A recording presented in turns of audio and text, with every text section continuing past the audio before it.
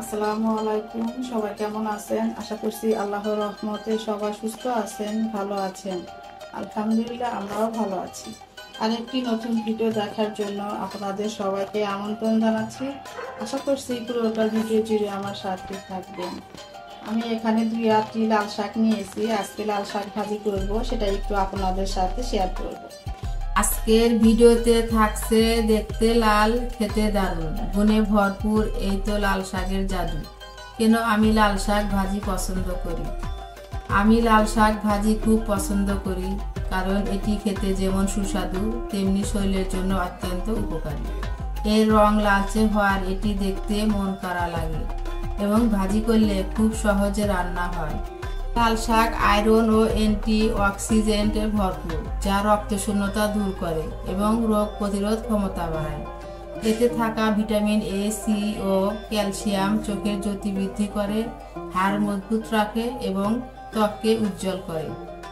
এছাড়া এটি হজমে সহায়তা করে, কোষ্ঠীকাঠিন্য কমায় এবং লিভার পরিষ্কার রাখে। গরম ভাতের সাথে একটু সরিষার তেলে ভাজা লাল শাক খেতে মন ও শরীর দুটোই ভালো থাকে। তাই প্রতিদিনের খাবারে আমি লাল শাক রাখার চেষ্টা করি।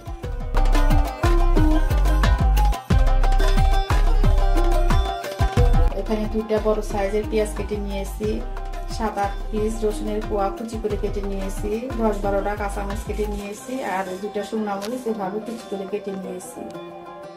আমি এখন শাকটা বসিয়ে দিলাম। শাকের মধ্যে পানি নেই, শাক ধোয়ার যে পানিটা আছে এটা দিয়ে শাকটা আমি সিদ্ধ করে নেব। এখন আমি পরিমাণ মতো লবণ দিয়ে দিব শাকের ভিতরে,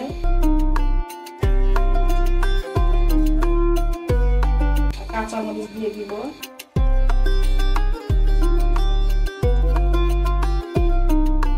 শাকটা এখন আমি বেশিক্ষণ না, 3 থেকে 4 মিনিটের মতো ঢেকে রান্না করব, এতে করে শাকের কালারটা নষ্ট হবে না, লালই থাকবে। চলে আসলাম 4 মিনিট পর। শাকটা আমি ভালোভাবে নেড়ে চেড়ে দেব।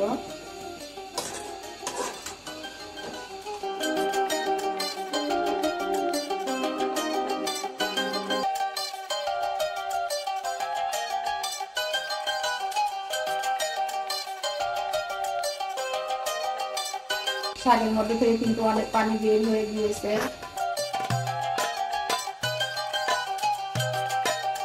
এই পানিটা এখন আমি শুকিয়ে নেব এভাবে।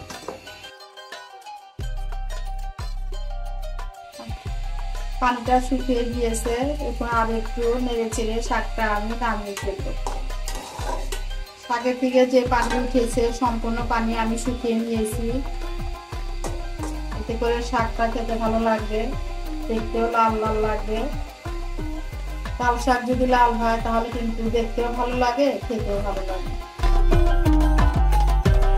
কালারটা যদি ফ্যাকাশে হয় কিন্তু ভালো লাগে না দেখতে। এখন আমি শাকটা বাগার দিয়ে দিব, পানিটা শুকিয়ে নিয়েছি।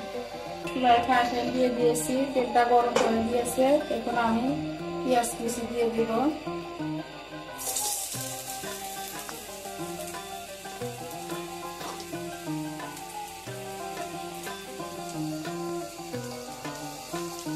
এখন পেঁয়াজটা একটু নেড়ে চেড়ে দেব।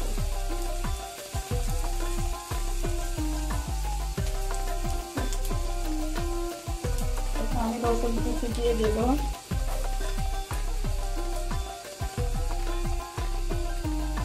মরিচটা আমি একটু পরে দেব, যখন পেঁয়াজ রসুন একটু লাল হয়ে আসবে তখন শুকনা মরিচটা দিয়ে দেব।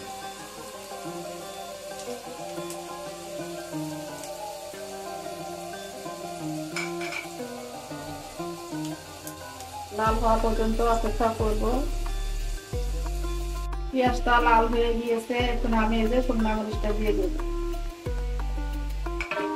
শুকনা মরিচটা যদি প্রথমে দিতাম তাহলে কিন্তু একদম কালো কালো হয়ে যেত, দেখতে ভালো লাগতো না। সেই জন্য আমি শুকনা মরিচটা পরে ব্যবহার করলাম, লাল লাল থাকলে দেখতেও ভালো লাগে।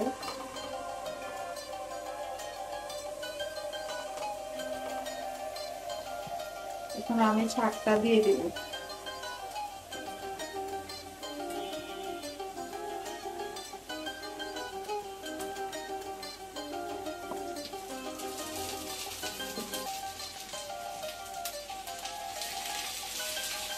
শাকটা ভালোভাবে এখন শাকের সাথে মিশিয়ে নিই।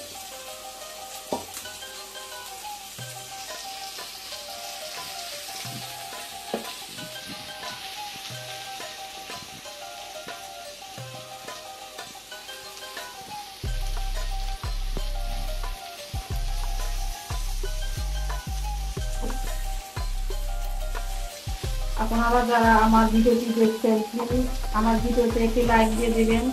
আপনাদের একটা লাইক আমার ভিডিওটি অনেকের কাছে পৌঁছে দিতে সাহায্য করবে। আর যদি বেশি ভালো লেগে থাকে তাহলে আমার চ্যানেলটি সাবস্ক্রাইব করে দিবেন।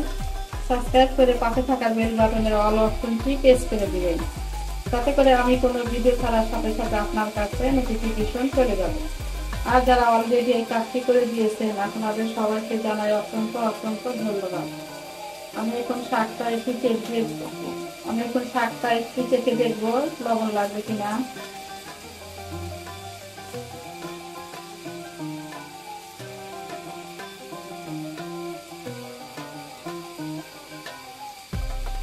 একটু লবণ লাগবে।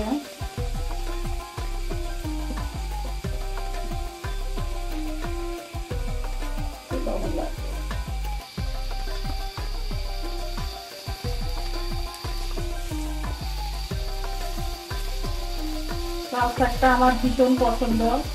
মাঝে মাঝে আমি এভাবে লাল শাক ভাজি করে খাই। যখন কোনো কিছু খেতে ভালো লাগে না তখন আমি লাল শাকটা এনে ভাজি করে খাই।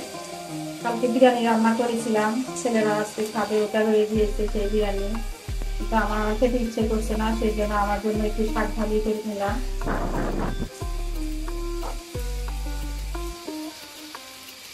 শাক ভাজিটা হয়ে গিয়েছে, এখন আমি একটু ফ্রিজের মধ্যে বেঁধে ঢুকিয়ে দিচ্ছি। আমার এই যে শাক ভাজিটা হয়ে গিয়েছে, ফ্রিজের মধ্যে বেড়ে নিয়েছি। আর দেখা সৌন্দর্যের জন্য 2টা কাঁচামরিচ দিয়ে এভাবে সাজিয়ে নিয়েছি। দেখতে কিন্তু মাশাআল্লাহ খুবই ভালো লাগতেছে। তো আমার শাক ভাজি হয়ে গিয়েছে। যাই হোক আপুরা, আমার এই ছোট ভিডিওটা অবশ্যই দেখবেন, কমেন্ট করবেন। এইরকম গরম গরম ভাতের সাথে শাক ভাজি হলে নিমিশে 1 প্লেট ভাত শেষ হয়ে যাবে। এতটাই মজার খাবার এই লাল শাক ভাজিটা, অবশ্যই একবার হলে ট্রাই করে খেয়ে দেখবেন। তো আজ এখানেই বিদায় নিচ্ছি। আল্লাহ হাফেজ, আসসালামু আলাইকুম।